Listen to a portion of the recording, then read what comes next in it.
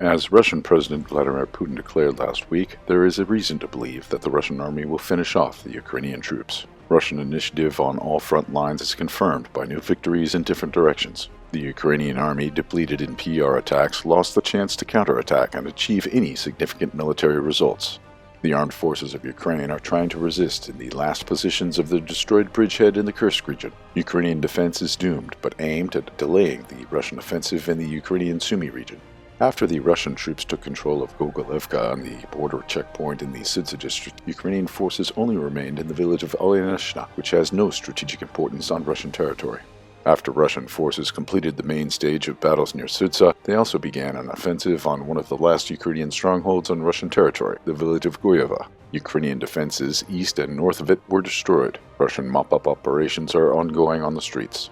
The Ukrainian command continues sending reinforcements to the border areas. Soldiers of the 239th Battalion of the 129th Separate Brigade of Territorial Defense were thrown into the battle for Goyeva. More combat-ready units, including a platoon of the 1st Infantry Battalion of the 1st Separate Brigade and at least 2 assault groups of the 1st Assault Battalion of the 80th Separate Assault Brigade, were deployed to reinforce the Ukrainian border defense near Yanukovka.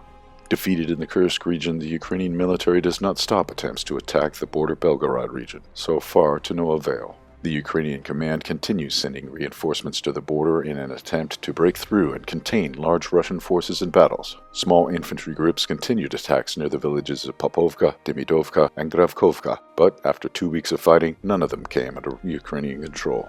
The Russian military stopped the Ukrainian offensive and gained back their military initiative in this direction. Russian forces destroy their enemy in forests, cut off the Ukrainian supply and retreat roads. The armed forces of Ukraine are building up their grouping in the direction, having deployed new units of the 17th Heavy Mechanized Brigade to the border area.